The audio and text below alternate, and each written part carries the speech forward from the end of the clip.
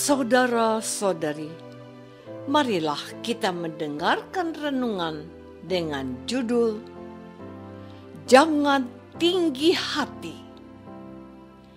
yang berdasarkan pada Injil Matius bab 23 ayat 11 dan 12. Barang siapa terbesar di antara kamu, hendaklah ia menjadi pelayanmu.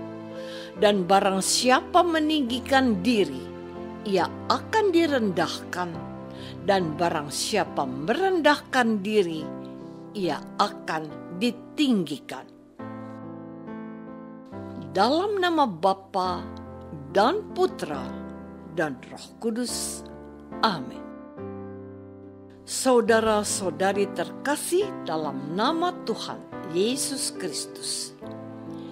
Inilah nasihat seorang guru kepada para muridnya dan kepada banyak orang yang sedang mendengarkan pengajarannya.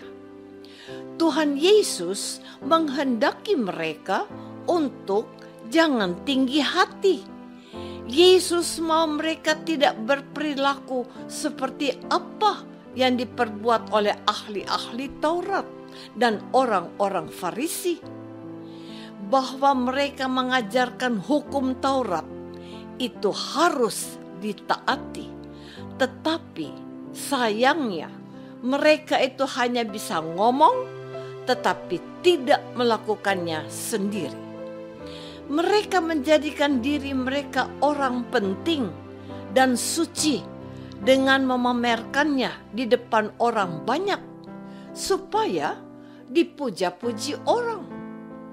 Mereka mengingini sebutan guru, bapa, dan pemimpin untuk diri mereka. Tuhan Yesus menegaskan kepada mereka bahwa mereka adalah saudara. Guru mereka hanya satu. Bapa mereka ada di surga dan pemimpin mereka adalah Mesias. Janganlah di antara mereka merasa diri sudah berjasa dan merasa paling hebat. Hanya ada satu cara jika ingin disebut orang besar, yaitu dengan melayani. Sebab Anak Manusia juga datang bukan untuk dilayani, melainkan untuk melayani. Saudara-saudari terkasih, nasihat Yesus kepada para muridnya dan orang-orang yang mengikutinya begini. Barang siapa terbesar di antara kamu, hendaklah ia menjadi pelayanmu. Dan barang siapa meninggikan diri, ia akan direndahkan. Dan barang siapa merendahkan diri, ia akan ditinggikan.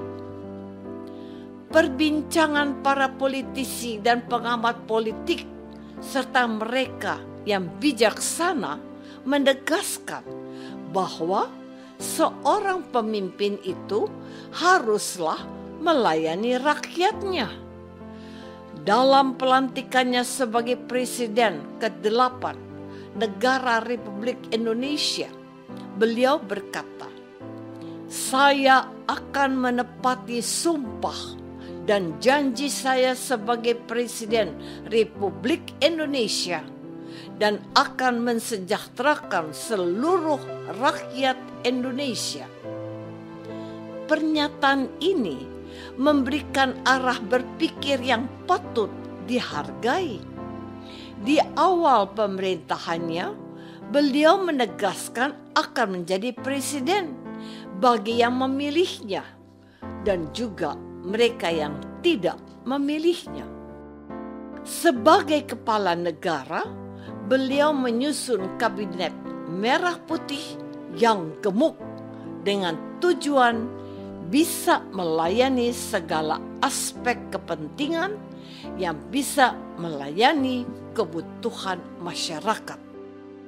Kita doakan niat baiknya untuk 5 tahun ke depan.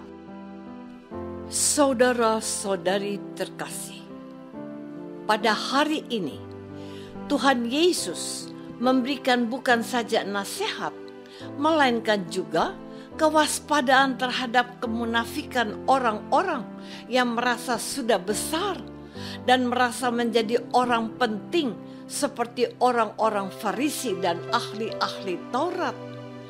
Bahkan sedemikian strategisnya keberadaan mereka. Mereka mengharuskan semua orang mendengarkan apa yang mereka ajarkan. Mereka merasa menjadi pewaris Musa, nabi besar bangsa Israel. Namun sayang sekali, Tuhan Yesus menemukan kemunafikan mereka, sebab mereka hanya pandai bicara tapi tidak pandai melaksanakan apa yang mereka ajarkan. Mereka hanya minta dihormati dan dipuja dengan tampil di keramaian dan tempat umum. Bahasa orang zaman now, mereka adalah orang-orang yang sok suci dan sok penting. Namun, yang menjadi pusat perhatian masyarakat luas dewasa ini adalah baik menjadi orang penting itu, tetapi lebih penting menjadi orang baik. Orang baik tidak ditemukan dalam diri orang yang banyak bicaranya, tetapi banyak tindakan kasihnya. Orang baik tidak gengsi melayani, sebab mereka tidak merasa menjadi orang penting yang minta dilayani. Bukan menjadi rahasia lagi, menjadi pelayan bukanlah pekerjaan yang diminati orang kebanyakan. Tetapi lihatlah, tidak sedikit orang pergi bekerja ke luar negeri untuk menjadi PRT atau asisten rumah tangga dan menghasilkan banyak devisa untuk negara ini. Dan ada saja sejumlah orang yang merasa bersyukur karena kehadiran para PRT itu. Saudara-saudari terkasih, seorang PRT dari artis kenamaan Indonesia, jasanya sangat dihargai. Kepadanya diberikan upah yang tinggi. Ia dibangunkan rumah dan juga diberi mobil. Jasanya untuk mendampingi putra artis itu berkenan di hati majikannya. Apakah itu adalah contoh untuk muatan sebuah konten di YouTube semata? Bisa jadi.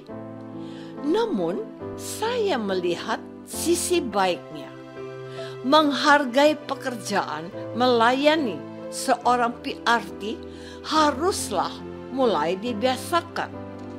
Melayani adalah sebuah kata kunci yang penting dalam kehidupan kita, baik dalam lingkungan gereja maupun di tengah masyarakat. Bahkan Bapak Suci menyebut dirinya sebagai hamba dari semua hamba Tuhan, karena ia mau meneladani Yesus, datang bukan untuk dilayani, melainkan untuk melayani dan memberikan hidupnya untuk menebus dosa semua orang. Lagu rohani yang liriknya menarik perhatianku dan sering memberi inspirasi adalah ini: melayani, melayani lebih sungguh. Yesus lebih dulu melayani kepadaku. Melayani, melayani lebih sungguh. Sekarang menjadi jelaslah bagi kita bahwa kalau kita ingin menjadi besar seperti Yesus, kita harus siap melayani. Apakah aku sudah merendahkan diriku dan siap melayani seperti Yesus melayani aku? Marilah kita berdoa. Bapa yang Maha Baik, terima kasih untuk pengajaran dan nasihat serta teladan Yesus Putramu pada kami hari ini. Berilah kami kerendahan hati untuk mau melayani siapa saja yang membutuhkan perhatian dan kasih kami. Jauhkan kami dari hati yang sombong dan berilah kami hati yang siap melayani. Demi Yesus Kristus, Putramu, Tuhan dan pengantara kami. Amin. Semoga kita semua selalu dinaungi dan dibimbing oleh berkat Allah yang Maha Kuasa. Dalam nama Bapa dan Putra dan Roh Kudus. Amin.